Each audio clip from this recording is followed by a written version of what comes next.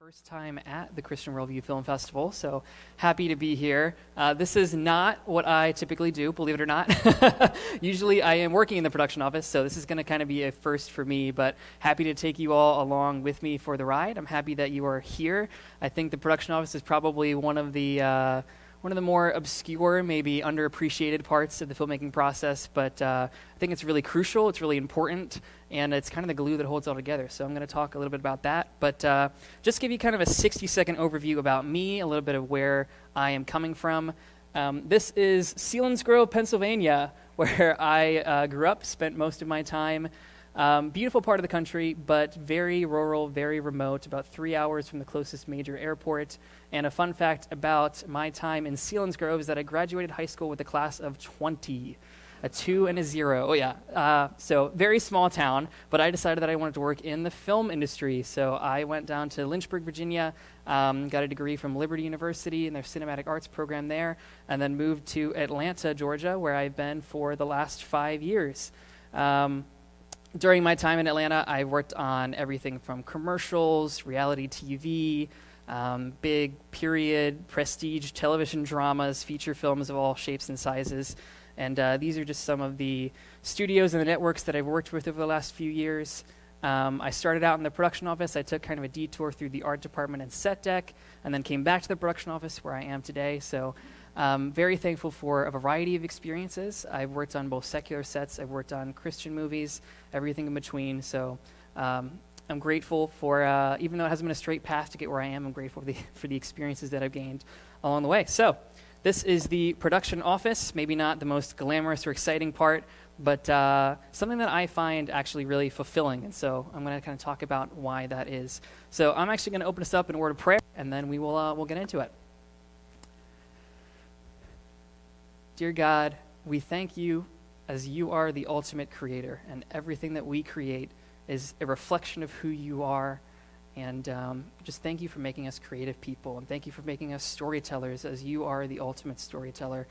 I just pray over this next hour that it would be a time of fellowship and learning, but also that you would just guide my words, be with the people in this room, be with us both today and throughout the rest of the week. We just trust that you are moving in this place, God, and we pray your blessing over it.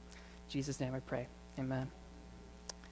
Amen. So I want to kind of open up with the first time that I worked in the production office, and it was not by choice.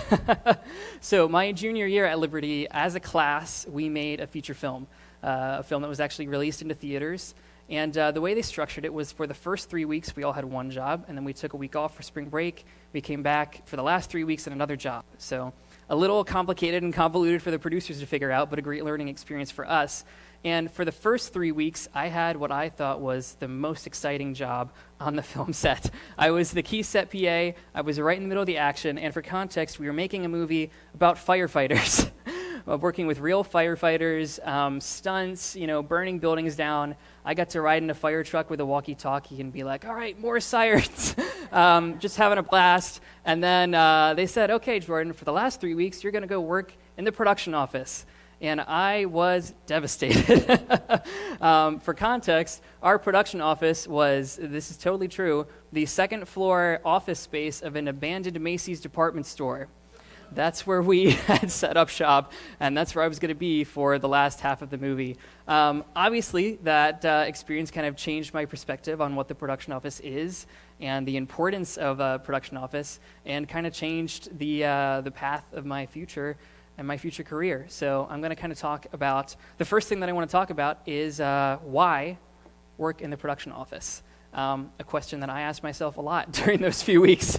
I got to be honest with you, if I was attending this festival back then, I probably wouldn't have come to this workshop.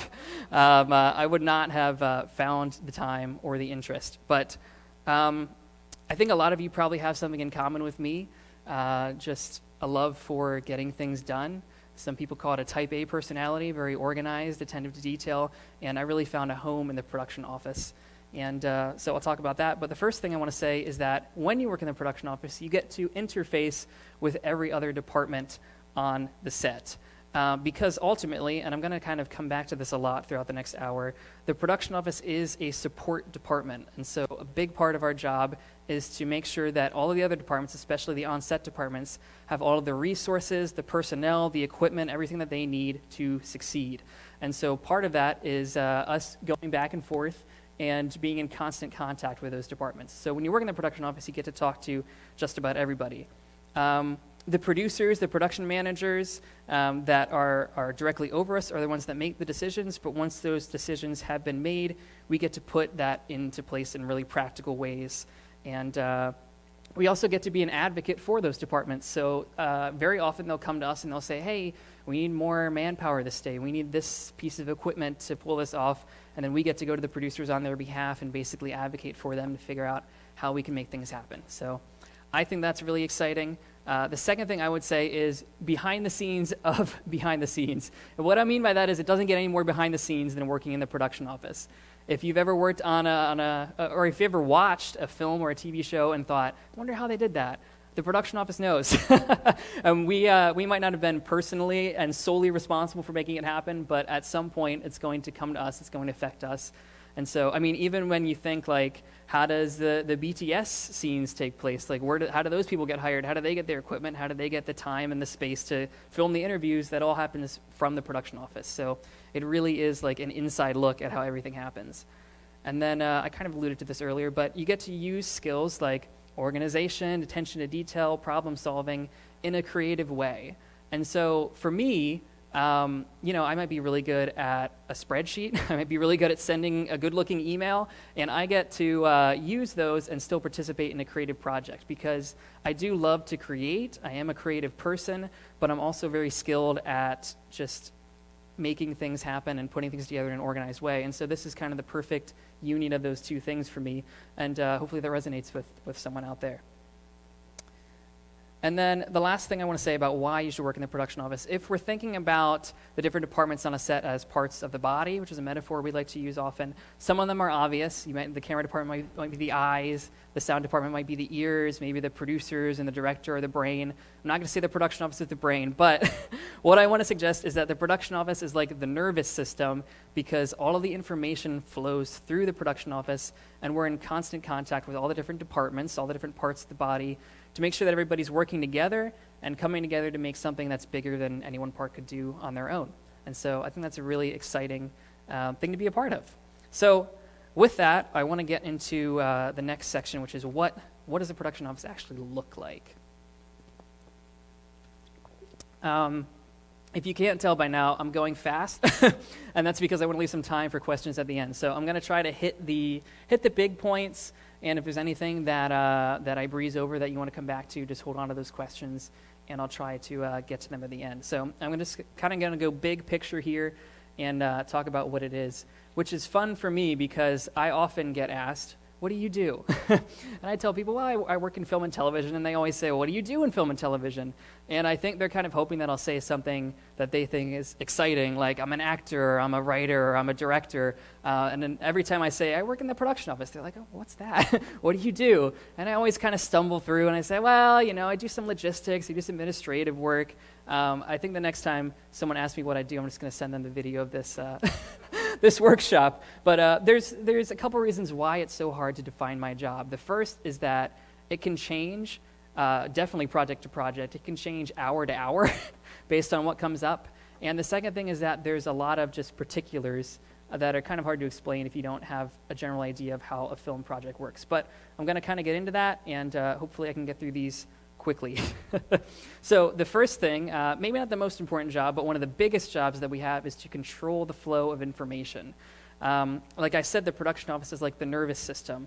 And so in this day and age, this looks like sending out a lot of emails. We email out call sheets, we email crew lists, we email scripts. So any kind of paperwork, any information that the crew needs to know in order for everyone to be on the same page, for everyone to understand what we're doing and when we're doing it and where we're doing it, that's all going to come from the production office.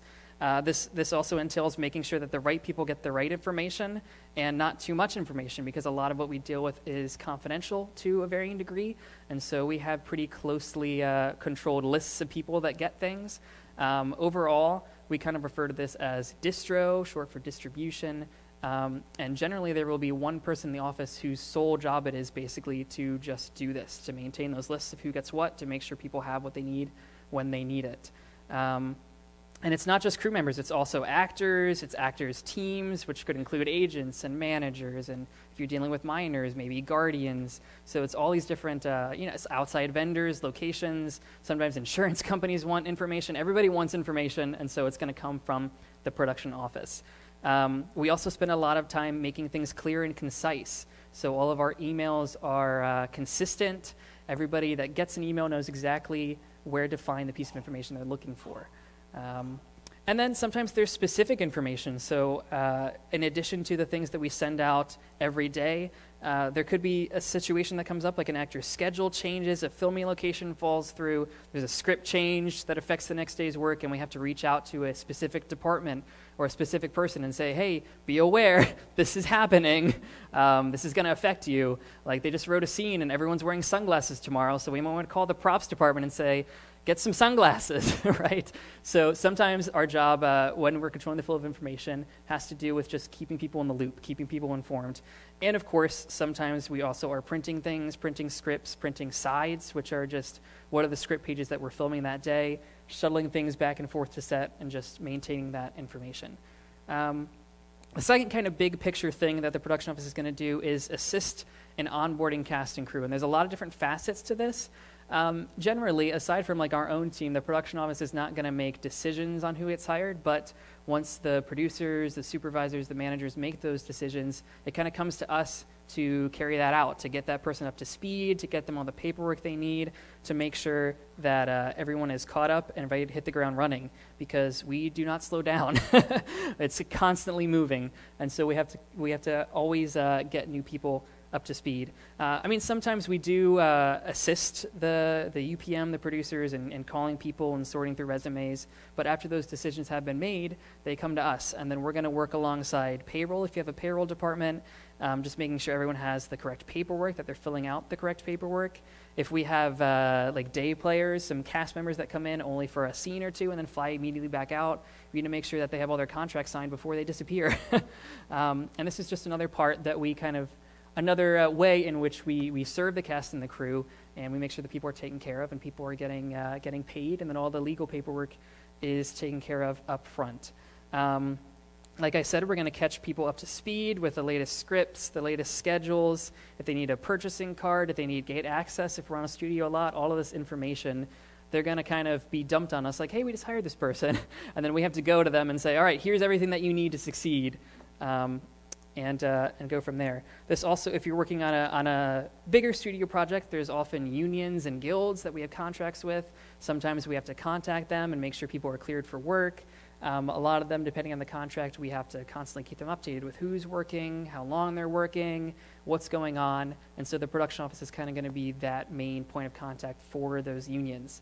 And then travel and accommodations, which falls under the umbrella of the production office. So if we're hiring someone who's coming from out of town, out of state, even internationally, the production office is going to be responsible for getting them here, getting them housing while they're here, getting them a rental car, whatever they need, basically, as what we would call a distant hire. And generally, after you get to a certain size in your film, there's going to be a designated person in the production office called a travel coordinator, whose sole job it is just to take care of making sure people are taken care of if they're coming from out of town. So that's all kind of under this umbrella of onboarding cast and crew. So the third thing that I have here is outward-facing relationships with other businesses. So any film production is a business, often a pretty big business, spending lots of money and interacting with a lot of different other businesses. And so the production office is kind of the face of the production when we interact with all those other businesses.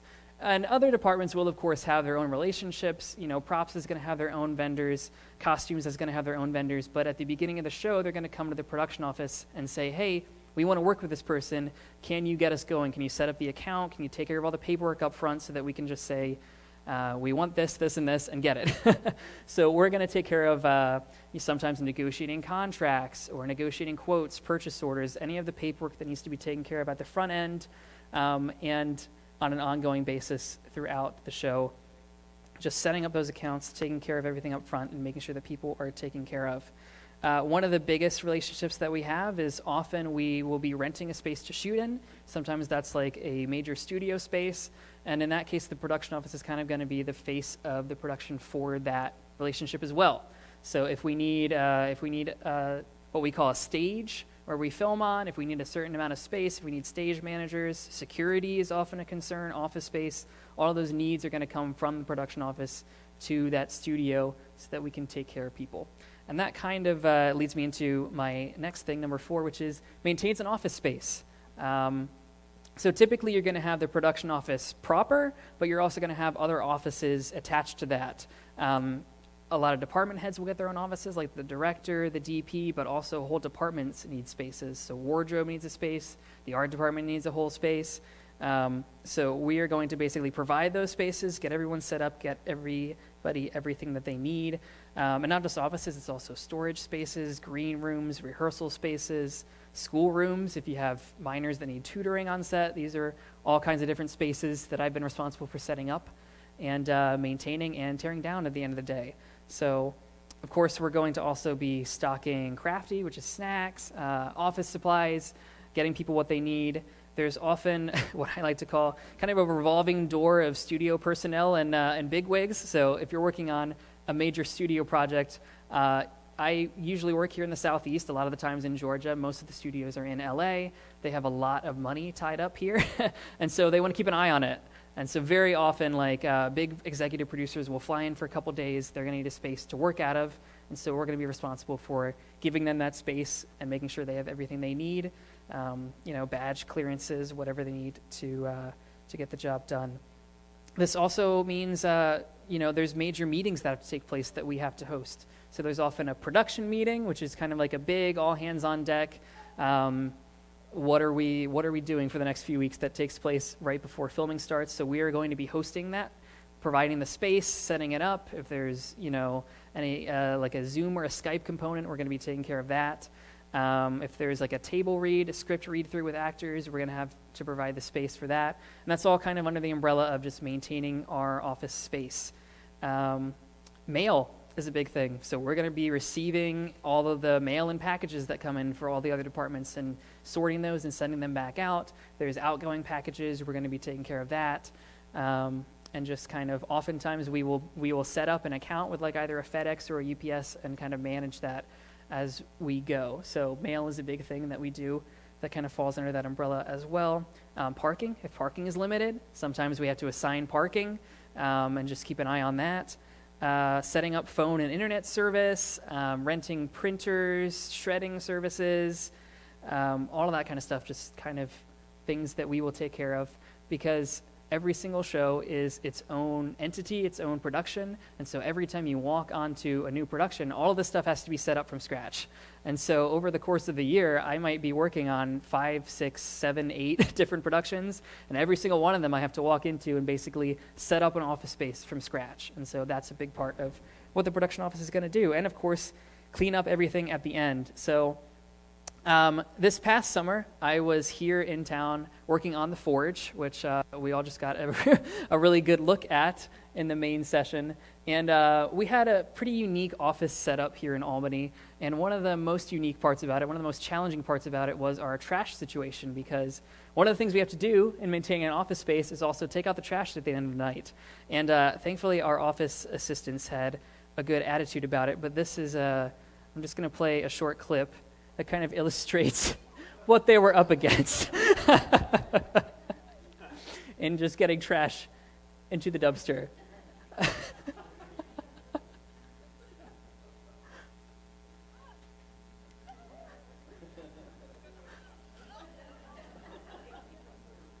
It's usually not this bad. But you can see the technique kind of evolved over time.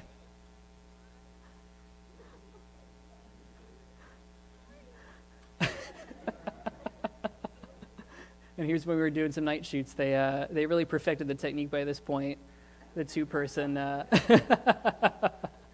But yeah, thankful for our office PAs, thankful that they had good attitudes throughout that process. But that's just kind of a very practical look at what we do in the production office sometimes, just to keep things clean, keep things organized, and keep things moving. So In addition to those 4, number 5 is files paperwork. Very exciting stuff, but I would suggest that it's a very important part, and here's why. It's not just for us, for the filming process. The paperwork that we receive, that we sort, that we file, is going to be used for sometimes years to come, because it could be 3-4 years down the line, they decide, we want to do a DVD release of this movie. Well, the DVD company is going to come, and they're going to say, we need all the location agreements, we need all the actor contracts. They're going to have to go back to the paperwork that we have filed and be able to locate all of those things. So it's really crucial that we have everything properly labeled, properly organized, very easy to find, so that at any point in the process, if someone's looking for something, they know exactly where it is. And oftentimes we also will have what we call a wrap memo that we generate at the end of the production that kind of is like a blueprint for, if you're looking for this, here's where it is. If you're looking for this, here's where it is. Thankfully, over the last few years, we've moved to mostly digital paperwork filing, like a Dropbox or a Google Drive scenario, and not like filing cabinets full of paperwork, although I have dealt with that before. But everything is just very tightly controlled, very carefully named. The file structures, the naming schemes, everything has to be crystal clear. And so someone in the production office, their main job will be to basically just make sure this is done and done correctly and kept up to date. So filing paperwork, big part of what we do, big picture. And then direct line to studio. And in this case, I'm talking more about like a Disney or a Fox or a Sony or whoever it is. Again, lots and lots of money tied up where we are. And so the production office is going to be their primary point of contact on the ground. So anytime they have any questions, anytime they want any updates, they're going to come to us, and we're going to have to be able to basically fill them in on what's going on. So this often involves like email blasts throughout the day, like, hey, we got this scene, we're moving on to this, here's where we are in the day, just constant updates. Every day we're going to be sending them a production report, which is kind of a detailed outline of what happened the previous day, who was working, how long were they working, what scenes did we get, what scenes did we not get, all of that stuff. So we're just constantly keeping them up to date. And this varies on the project. You know, some of them are more involved than others, but all of the studios will want to know where their money is going, how it's being spent, and what's happening. And so we're going to be that first line of defense, basically keeping them informed on what's going on. And also answering any specific requests that they have. So I've worked with studios that will, for instance, require all of the crew to go through like an online safety course. And so we're going to have to maintain that and set that up and make sure everyone's taking it. Could be like a seminar that they want everyone to go to. Any of those specific requests, they're going to come to us first and foremost. And we're going to be responsible for basically communicating those to the crew, getting everyone on the same page and making sure that stuff happens. Next up, liaison with insurance and legal. So again, maybe not the most exciting, but the important part about this is that the way I like to frame it is it's another part in which we are serving and taking care of our crew, because the point of having insurance is that it protects not just us, but it protects the people that we're working with. It protects the crew, the vendors, the locations. And so maintaining and having these insurance policies is an important part of how we can take care of people, because we don't anticipate any damages or loss, but when it happens, we have a plan in place to deal with it. And so the production office is going to be primarily responsible for usually not setting up the insurance policies, but maintaining it, working with our adjusters if there's any claims that have to take place. We're also going to have like an emergency action plan in place. So if someone gets injured on a set, we have set medics. You know, we will obviously call 911 if there's an emergency, but sometimes this means just sending one of our PAs like to the doctor's office to be with someone and make sure all the paperwork is taken care of, whatever that looks like. So that's an important part of our responsibility on the insurance side and just taking care of our crew. We're also going to be generating COIs a lot, which is a certificate of insurance, which is basically just proof to any of the people that we're working with that we have an insurance policy and you are covered if anything happens. So that's a big part of what the office will do. And then as far as the legal side goes, there's kind of two different components to legal. If you're working with a major studio, they will typically have like a dedicated legal team that you can go to. If you're working on a smaller movie, it might just be like one lawyer that's assigned to you. But either way, they are going to want to basically keep an eye on all of the legal paperwork that we go through, which is quite a bit. Contracts, deal memos, location agreements, background forms. So typically, they're going to kind of have their own that they will send to us that we can use. But if a specific vendor has their own contract, like it all has to be run through the legal department to make sure that everything is above board and that we're not signing an agreement that's going to come back and allow someone to sue us later. So big important step of practically making a movie. And then the second part of the legal process is clearances. So especially with the art department, with props, anytime we have brand names on camera or logos or even like proper names. For instance, in the Forge, one of the company names is More Fitness. And we had to pass it through a lawyer who had to look up, are there any other More Fitnesses out there? Is this an okay name for us to use? So that's just one example of the clearance process and making sure that both from the script and what's being seen on camera is basically legally cleared for us to use. And so that's another thing that we're going to take care of. And I've even been on some shows, especially with big studios that tend to get sued a lot, for lack of a better way to put it, that have just a designated clearance coordinator whose only job it is to basically watch every single frame that we are shooting and making sure that there's no issues with it. So that's a huge job. And then lastly, of course, anything that doesn't belong to another department.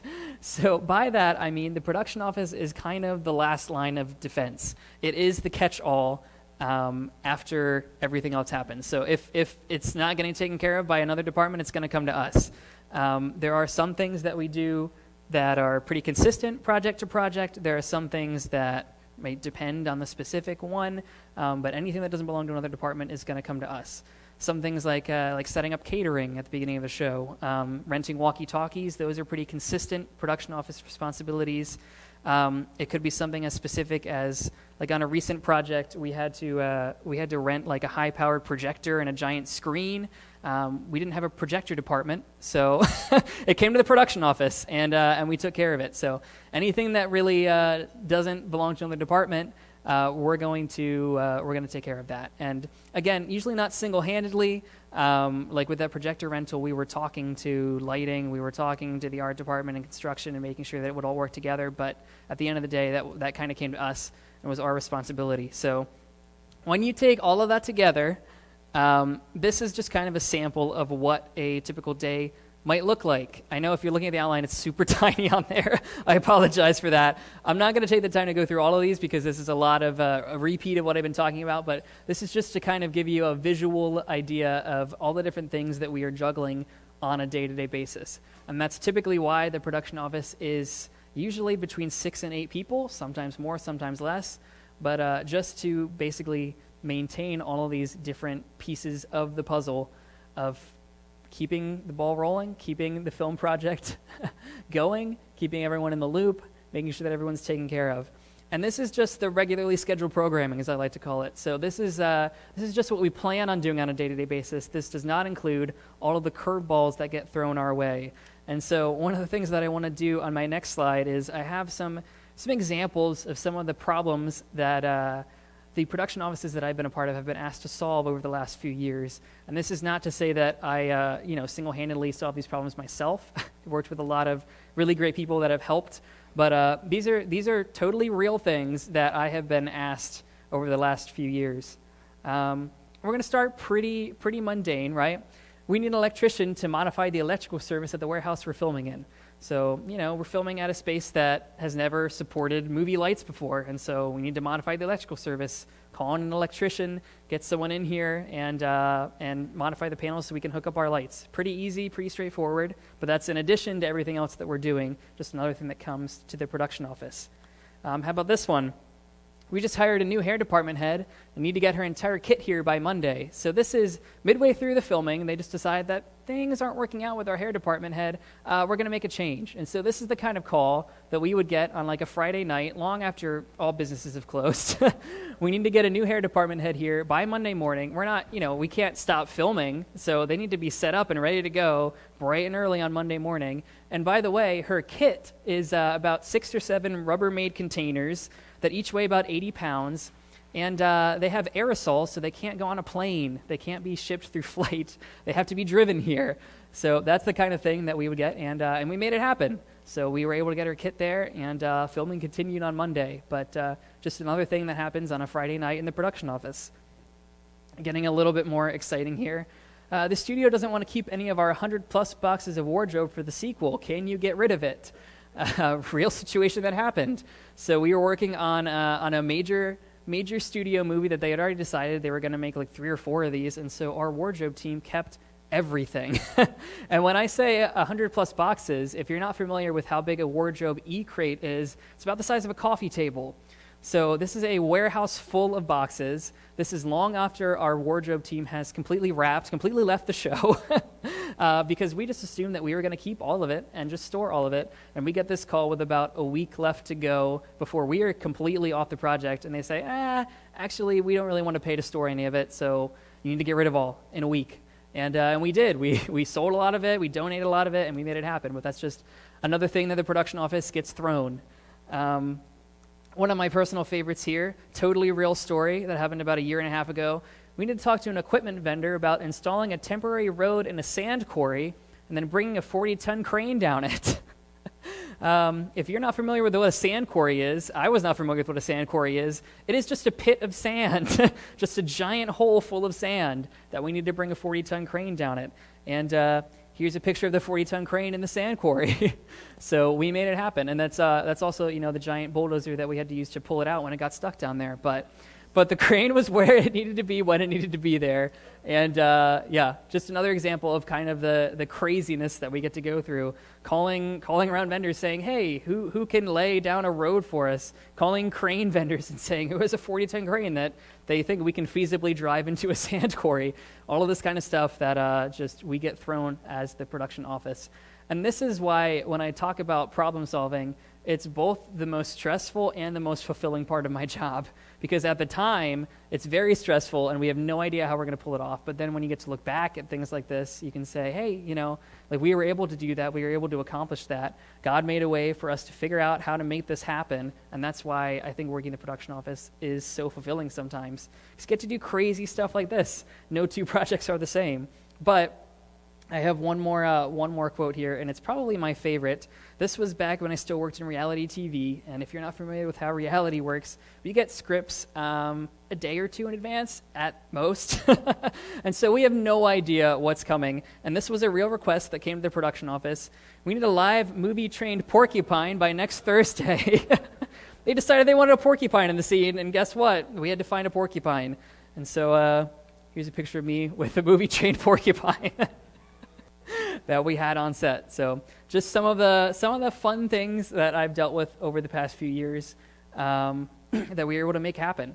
So that's part of what happens in the production office. In addition to all the boring stuff like filing paperwork and sending emails, we get to do some exciting stuff as well. So all part of just making movies happen, right?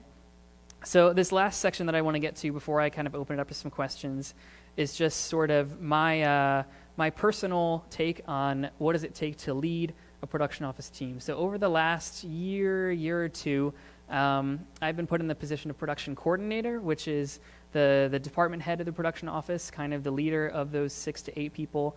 And so I'm clearly not standing up here and pretending that I have 30 years of experience under my belt, but there are some things that I've thought about and some reflections that I've made about what has worked, what are some things that I think I could have done better, and hopefully this is just beneficial to kind of share with you all. So the first thing, if you haven't kind of figured it out by now, is be flexible.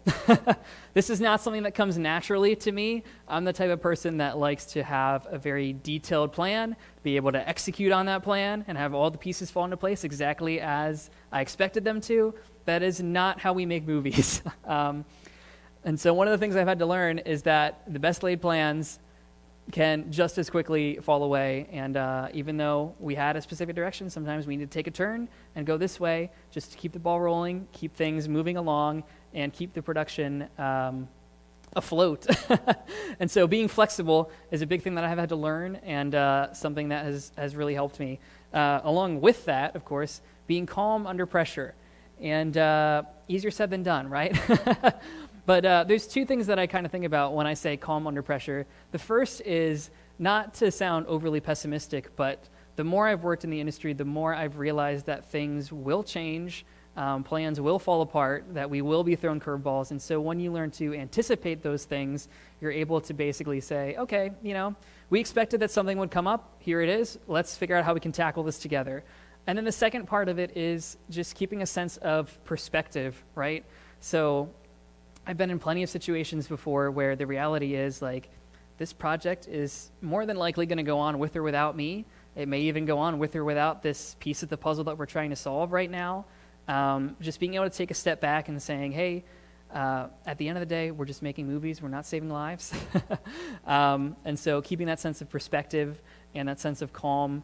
And oftentimes you end up being a lot more productive and able to solve problems when you have a level head and when you're able to kind of keep that sense of perspective. So being calm under pressure has been really crucial. And really any job on a film set, there will be pressures. The third thing is attentive to the needs of others. And I generally think about this in three kind of circles. The first is around, and then above, and then below. So when I say around, I kind of mentioned this at the beginning, but we are in constant contact with all of the different departments. And so being attentive to those needs just means having a dialogue with department heads, with their seconds, and just being able to say, hey, what are the things coming up? What are the things that you need? What are the things you're concerned about? How can we help you? How can we support you? How can we serve you? The way that I like to structure the production office is very much that servant role. Obviously, we are limited on resources, we're limited on time, we're limited on money all the time, but to the best of our ability, to the best stewardship of what we've been given, how can we be attentive to those needs and help serve people as much as possible? When I say above, I'm referring to the people that we work directly under, which are the producers, the production manager, maybe the production supervisor, the line producer, whoever that is. What I have found super helpful is just to constantly be in dialogue with them, figuring out what's going on in their world, what are the stresses being put on them, what are the expectations being put on them, how can we structure what we are doing to better support them, and just all work towards the same goal at the end of the day, right? And so just being aware of the kind of high-level things that are happening. They may or may not involve me. One of the things that I've really appreciated is that as I built relationships with people that I work with time and time again, we can have those conversations like, hey, this thing is happening over here. You don't necessarily need to worry about it, but just know that it's happening, right? Know that it's going on in case it affects you. And so just being attentive to those needs and being able to have those conversations and make sure everyone's on the same page. And then when I talk about the needs of those below me, right, what are the needs of my team? What are the things that they need to succeed? Is it time? Is it training? Is it resources? Is it better delegation, better load management? Whatever that is, like how can we succeed as a team? And so having that, again, that dialogue open and just being very communicative, very open. Sometimes that means also letting them be attentive to my needs, which is something that I've had to learn, how to be kind of open with things that I'm working with on with the members of my team, and just making sure that we're all kind of working together towards the same goal, right? People come into a production office with lots of different levels of experience, levels of future aspirations, and so one of the things that I'm constantly trying to figure out is how can I best plug in people where they fit? How can I best work to their strengths and just keep our team together, focusing on the goal. And kind of related to that, prioritize and delegate well. And so this is something that kind of goes back to that big screen of all the different things that we have going on, because we could have an agenda for the day that involves all of these pieces, and then something happens where we have to just totally disregard that and move on to what's most important. So being able to prioritize and say, like, yes, we will come back, we will solve that problem, but right now we have this bigger pressing issue to deal with. And then being able to delegate, which, again, not necessarily something that comes naturally to me, just being open and honest. So I find that I'm fine with delegating. The problem for me is delegating and then saying, okay, I'm going to take a step back and trust that you can handle this task and that I don't need to hover over you and watch over everything that's going on. And so something that I've kind of realized in myself and just kind of reflecting back on what's worked and what hasn't worked is that that's something that I need to be better at, being able to delegate, being able to trust people. And I find that it's also just incredibly fulfilling when that works, right? When I can give someone a task and know that they have the resources and the ability to complete that task, and I watch them do it successfully, it's fulfilling for them, it's fulfilling for me, it's just a great atmosphere, and so that's what I want to promote in the production office. And one of the things that I've really been thinking about lately is not just the what, but also the why. And so what I mean by that is I don't want to just train my team on what we're doing and say, like, this is how we're doing it because this is what I say we're doing. This is practically what needs to happen. I also want to be able to train them on the why, the bigger picture, right? Things like, hey, I know I'm super picky about the way that the files are named on the Dropbox server. It's because of X, Y, and Z. It's because people will need to access it for years to come. Trying to give people a bigger picture, a sense of what's going on behind the scenes. And the other reality of it is, in the production office, if we're doing night shoots, we also have to have the office open during the day to interact with our outside vendors, our accounting. And so we might have the office open for 22, 23 hours at a time. I cannot physically be there for all 22 hours. I might try, and I have in the past. But if I can give my team that ability to see the bigger picture, that gives them the ability to problem solve when things happen because they know what we're working towards the end goal and not just like, how do I do my job? But when something else comes up, okay, I understand what's happening here, and so I can adjust to that and figure that out. So that's what's been on my mind lately for something that I want to be better at in the future. And then setting the tone, right? And so all of these kind of relate to each other, obviously, setting the tone and being flexible and being calm under pressure and being attentive to the needs. Those are part of setting the tone. One of the things that I've also kind of gained a reputation for is setting the tone in a physical way in the office. So the production office is somewhere that we are going to spend usually 12 hours a day, 60 hours a week at least, sometimes much more than that. And so setting the tone in the office may look like, hey, let's bring in some lamps, let's bring in some candles, let's bring in some soft lighting, let's make this an environment that we want to be in because the job is stressful enough. And so how can we make this productive but also calm, refreshing? Like how can we just set the tone in the office to be a place that people want to be a place that we can solve problems in a calm, professional manner. And so that's setting the tone. These last two, a little bit more difficult, a little bit more of a peek under the curtain. Leave your ego at the door. In the production office, it is often one of the more underappreciated parts of a film set, and so I often find myself kind of being in this mindset where I feel like I need to kind of justify my job sometimes. And I've realized in the past when I've reflected back on situations that I think that I probably should have handled better, when I really get down to what was it that I was so frustrated about that moment, it's because of my pride, ultimately, at the end of the day. It's because I was approaching the situation from a point of saying, like, oh, well, this person doesn't really understand, like, what I do and why my job is important, instead of saying, okay, that doesn't matter. I'm going to set my pride aside. I'm going to decide how we can move forward and serve and lead and do what we can to meet this need and meet this problem. And so one of the things that I want to be very intentional about in the future is just being able to set aside my ego and approach things in a calm and productive manner, because a sense of entitlement, a sense of like taking offense at something, that's just not a helpful place to be. And so, again, easier said than done, but leave your ego at the door, something that I want to be better at in the future. And then finally, don't miss what God is doing. And this is, again, something that I've thought a lot about and reflecting back on some past projects. This applies to the secular sets that I'm on, the Christian sets that I'm on. God is working no matter what. And what I appreciate about God's grace is that he works in spite of me sometimes. He doesn't stop working just because I don't stop and lean into it.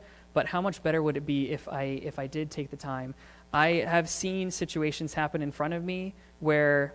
And when I say don't miss what God is doing, I'm not saying I miss it by an hour or two. I'm saying I miss it by months sometimes. Like months later, I'll be thinking back to a moment and saying like, oh man, there was that crazy thing that happened, and here's how we tackled that problem, and here's what worked, and here's what didn't work. But wait a second, there was also this going on in the background, and I think I missed it. I just missed what God was doing right in front of me. And one of the things that I want to be better about is just being able to take a step back and saying, hey, we're going to solve this problem, we're going to get to that, but there's something more important happening right now. And so what's been really convicting to me is thinking about the story of Mary and Martha. And so it's printed out in the outlines. It's also up here on the screen in Luke 10, the ESV translation. Verse 40 there is probably my favorite part, but I will go ahead and read this in case you're not familiar with the story of Mary and Martha. Verse 38, now as they went on their way, Jesus entered a village, and a woman named Martha welcomed him into her house. And she had a sister called Mary, who sat at the Lord's feet and listened to his teaching. but Martha was distracted with much serving. And she went up to him and said, Lord, do you not care that my sister has left me to serve alone? Tell her then to help me. But the Lord answered her, Martha, Martha, you are anxious and troubled about many things, but one thing is necessary. Mary has chosen the good portion, which will not be taken away from her. And so I just think about verse 40 and think about how many times have I been distracted with much serving. And the crazy part about it is Martha is literally serving Jesus in her home. It doesn't get any more, any better than that. She is serving Jesus, and yet she just completely misses the point. She misses the moment. And how many times have I been there where I have the best intentions, I have the best goals, and I'm going after those goals, but I just miss what God is doing in the moment because I'm distracted with much serving. So that's just been really convicting to me. Hopefully that resonates with someone out there. And so that's don't miss what God is doing. All right, so that's kind of my very quick, very fast, very broad strokes overview of the production office. Hopefully that was helpful to someone. I do kind of want to take some time and open up for any questions. I know there's quite a bit that I didn't cover, so if anyone has anything specific, go ahead in the blue. Thanks a lot for the great presentation. So I'm kind of curious, are you an independent contractor or do you work for a company? Because you said you work with some so how does that work? Yeah. So the question was, am I an independent contractor or do I work for a company? And the answer is, unfortunately, yes to both. So when you are hired onto a movie, you are technically hired as a full-time employee, and that is for insurance purposes, that is for tax purposes, but it is a job with an end date typically. So what happens is I basically just have a lot of jobs. So I am not technically classified as an independent contractor. I am a full-time employee for the time that I am working on that production. And then as soon as that's over, I move on to the next one, and I move on to the next one, and I move on to the next one, which makes taxes very fun at the end of the year. But that's kind of how it works from a practical standpoint. And that's basically across the board on any film set, on any film job. We do sometimes have people that we contract with, but most of the time people are hired as employees of the company, just to make sure that they're covered for workers' comp and all of that kind of stuff. So hopefully that answers the question. There was a question in the blue shirt back there. Jordan, so what's the largest budget production you ever worked on? What was the smallest budget production? How did that make the differences between the productions? Yeah. Absolutely. So the largest budget I've worked on, I got to be honest, I was not in the production office. I did work very closely with the production office. When I was still doing set decoration, I worked on a show for Showtime called The First Lady, which nobody has seen, but they spent a lot of money making it to the tune of tens and tens of millions of dollars on a 10-episode season. So it was probably $400 or $500 over the course of a season. And when I say that, I mean $1 million, $400 or $500 million over the course of a season. There are some things that remain the same. There are some things that change. The smallest budget, I've worked on no-budget shorts with friends. Some of them don't even have a production office. But what you find is the roles of the production office are being filled by someone, even if it's not a specific office. When you have a lot more people and a lot more resources to manage, you have more designated roles because you need that many people just to manage all the different pieces.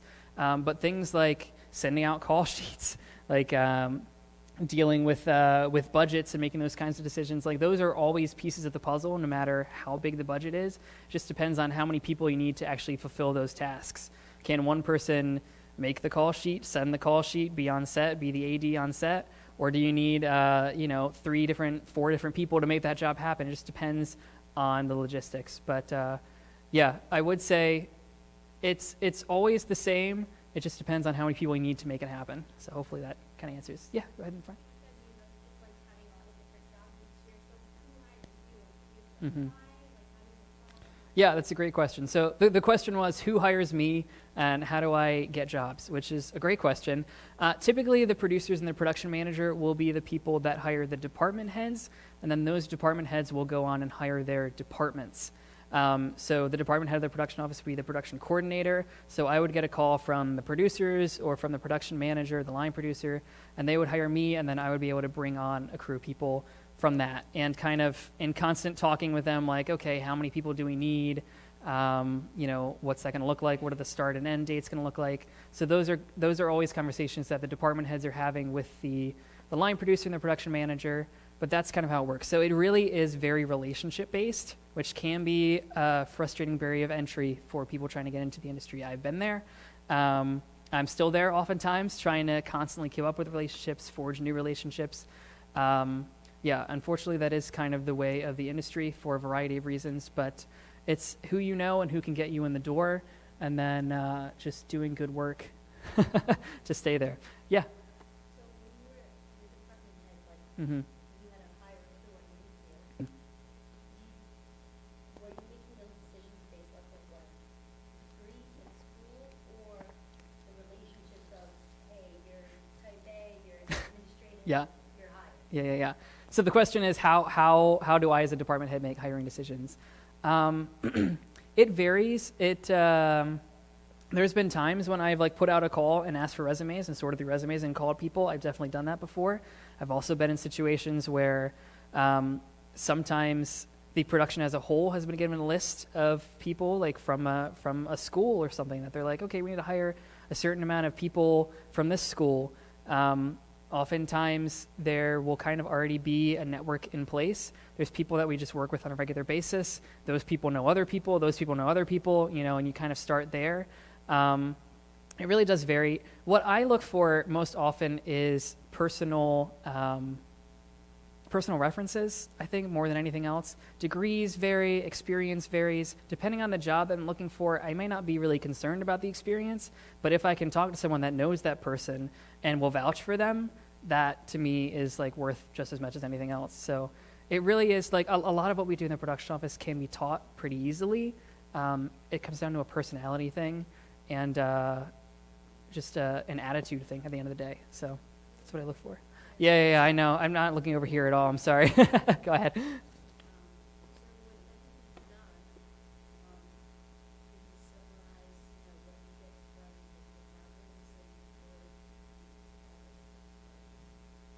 Yeah. So what we get as far as paperwork, as far as footage, all of the above.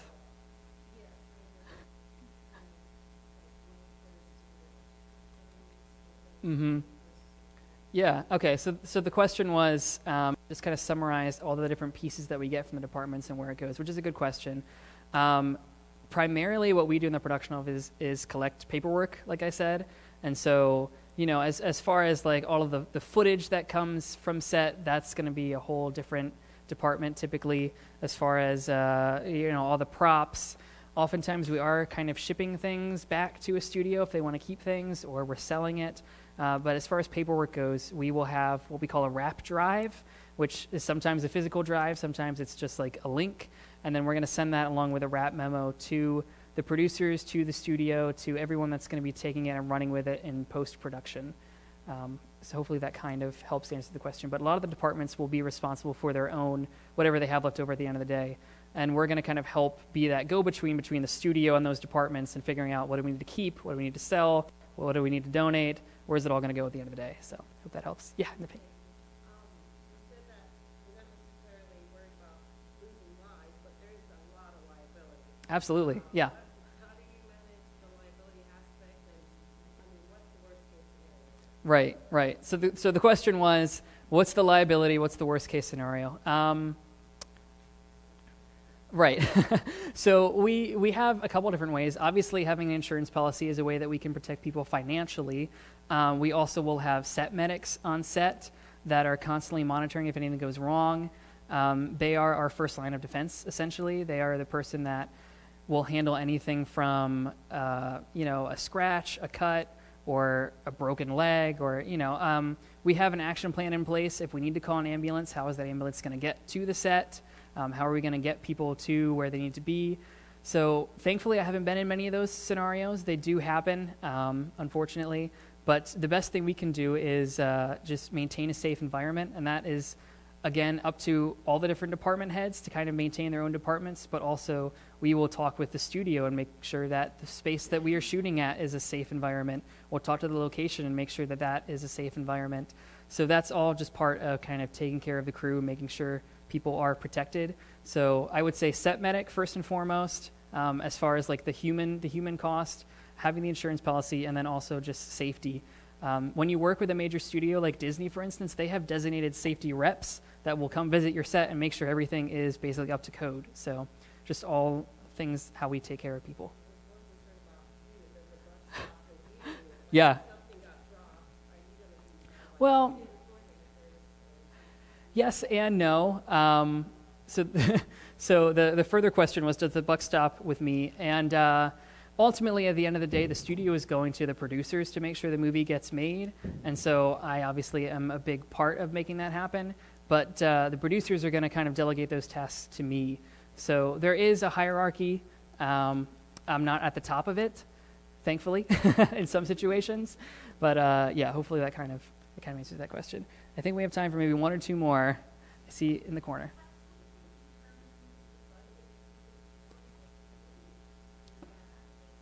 Yeah, that's a great question. The question was, how do they determine the budget? At the end of the day, it's a business, and so every dollar that they spend, they want to make back at least 2 or 3 times that amount. And so there's people in Hollywood that get paid a lot of money to make those decisions, and it comes down to how many people do they think will actually pay to see the movie, whether that's in theaters or on a streaming service or whatever. So every movie kind of has this baked in like viewability, this audience. Like, how big do we think our audience is? Is it just one specific group of people? Is it international? Is it a movie that's big enough that we can screen it in China and we'll get a bunch of people in China to watch it? So those are all the different factors that kind of go into how much money can we spend on this based on how much we can expect to get back. And typically when you see numbers, you'll see like, okay, a studio spent $10 million on this and they made $20 million in the box office, and you think, oh, that's great, they just made $10 million.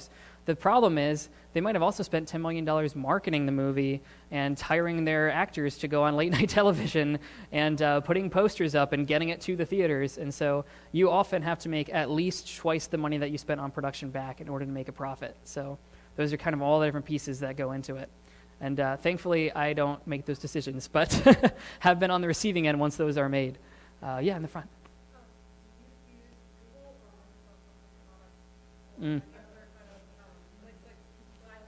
Yeah.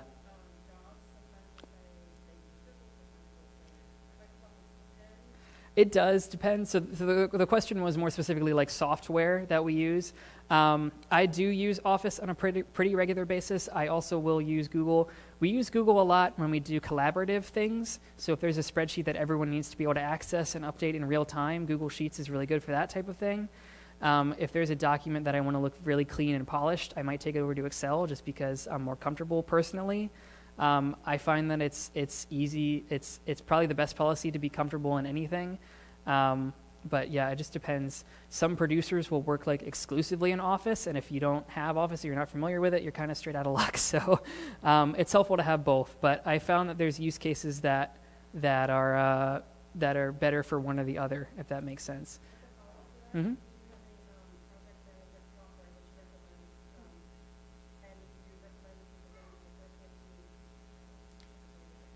Yeah, so the question was about project management software, and the honest answer is we typically don't have project management software.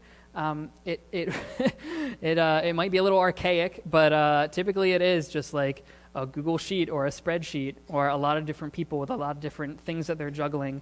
I've been on some projects that we've tried to use things like Monday.com, for instance, and it was kind of too much of a learning curve for people that are set in their ways. So in my experience, no, project management software has not been a big part of it.